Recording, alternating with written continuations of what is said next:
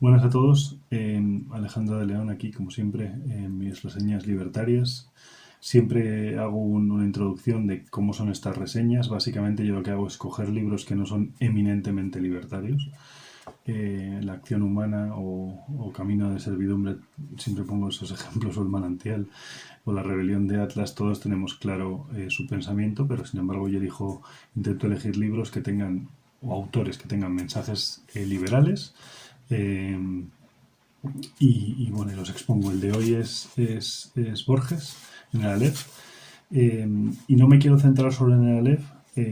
Borges era un liberal convencido, o sea, tiene declaraciones como por ejemplo en su conversación con Osvaldo Ferrari, cuando dice que él lo que quiere es poner al individuo en el centro y que él cree que cuando, digamos, evolucionemos moralmente no vamos a necesitar estados, cosa que sería el sueño de todo liberal, incluido él, ¿no? O sea, Borges alguna vez incluso dijo que él era un anarquista y él, bueno, entiendo que algunos sabéis que, por ejemplo, él perdió su trabajo como director de la Biblioteca Nacional cuando llegó la dictadura a Argentina y le ofrecieron pues como ser responsable de algo parecido a agricultura y tal. El tío lo rechazó y en ese momento, gracias a Dios, por la suerte del destino, Borges se hizo conferenciante y tiene conferencias espectaculares alrededor del mundo y de las mejores universidades. Y aparte, aunque él no lo sabía, porque él no era un comerciante ni sabía cuánto valía su marca,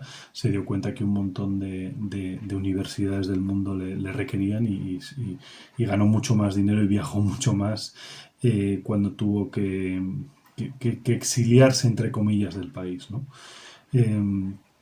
Entonces, bueno, decir que Borges, las características de Borges y quedan plasmadas en el Aleph, es poner siempre al individuo en el centro, en el lugar de Dios. O sea, a Borges le encantaba Spinoza y, bueno, Spinoza siempre dice que si somos capaces de pensar a Dios es que Dios no es lo que pensamos, no es un Dios, ¿no? Y Borges, digamos que trata mucho el tema de dónde poner a Dios y dónde poner al hombre, y como un individualista y un liberal, pues él siempre ponía al hombre en el centro, ¿no?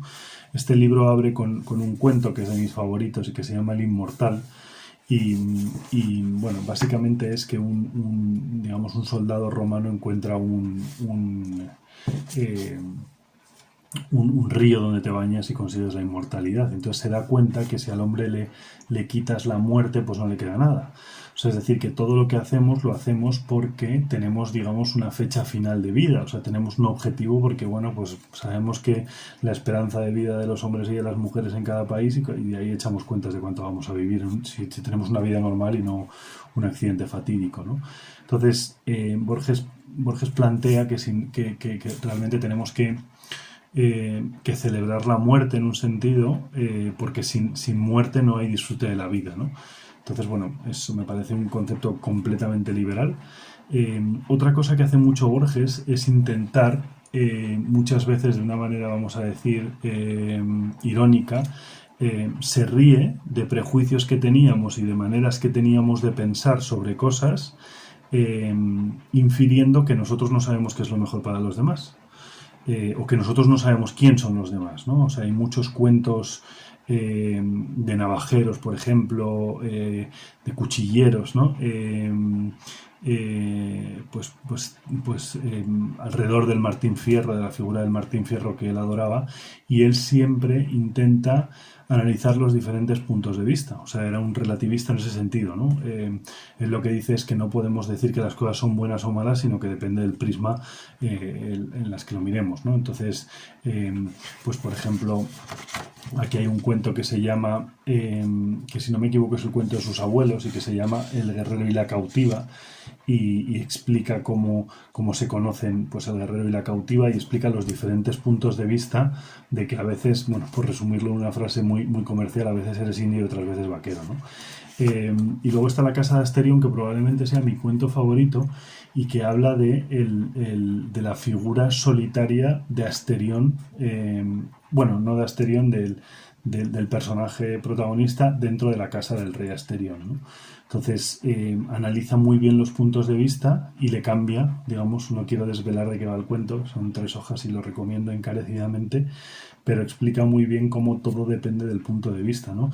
Y cuando hay una persona que piensas que es un tirano, luego tienes que también empatizar con el tirano, ¿no? Algo que hace, por ejemplo, García Márquez en El otoño del patriarca, ¿no?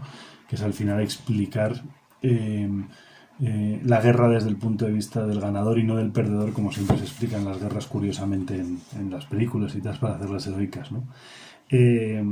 Y bueno, tiene a Ben Hakan el Boharí, Muerto en su laberinto. Son libros sobre cómo los individuos, cuando no respetan las leyes liberales, pues pagan por ello, ¿no? Entonces, ¿cuáles son, digamos, los tres, las 3 reglas no escritas del liberalismo? Libertad de personas, digamos, de movimientos y de capitales, ¿no?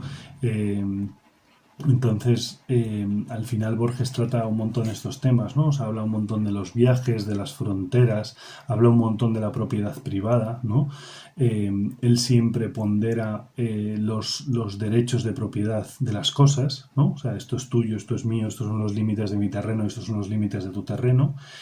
Habla mucho de las monedas, del tipo de cambio, y de cómo las monedas cumplen una función en la sociedad. O sea, Borges no habla nunca de no, estos tíos que son los ganadores y estos son los perdedores, ¿no? O sea, al final creo que eso es simplismo y populismo, pensar que en las sociedades hay ganadores y perdedores, ¿no? Y creo que Borges trata muy bien este tema también, ¿no? Entonces, bueno, al final no me quería olvidar de este libro, que de verdad que lo recomiendo, que se lee no sé, os diría que en un fin de semana, y es maravilloso. Y además el libro es muy bonito porque empieza con El Inmortal, que es el cuento del que os he hablado, y acaba con el Aleph, que es el cuento que pone que pone nombre al libro. Y básicamente el Aleph es una bolita es como una especie de canica,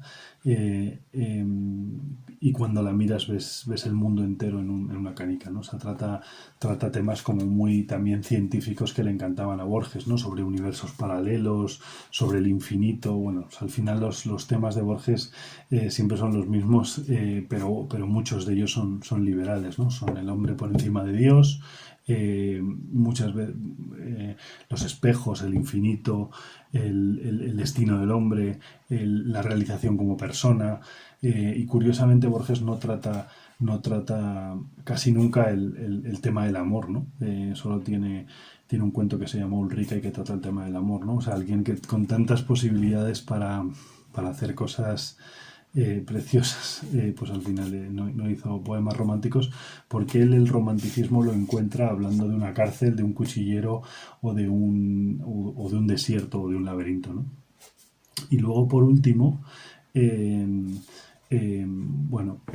os quiero leer un poema que, bueno, es súper corto y que creo que se explica muy bien por qué Borges es, digamos, un pensador liberal y por qué Borges tiene todas las virtudes que buscamos los que defendemos las ideas de la libertad, ¿no?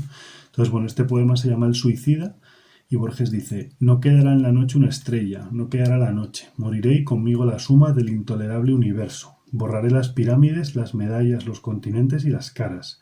Borraré la acumulación del pasado, haré polvo a la historia, polvo el polvo. Estoy mirando el último poniente, oigo el último pájaro, lego la nada a nadie. Bueno, creo que legar la nada a nadie es un pensamiento absolutamente meritocrático, que cada uno consiga su propio legado y llegue lo más lejos que pueda llegar, sin aristocracias, ni reyes, ni ministros, ni clientelismo, sino un libre mercado en el que cada uno pueda conseguir realizarse como persona en un régimen de igualdad de condiciones. Bueno, espero que os haya gustado y volveré con Borges, no os preocupéis.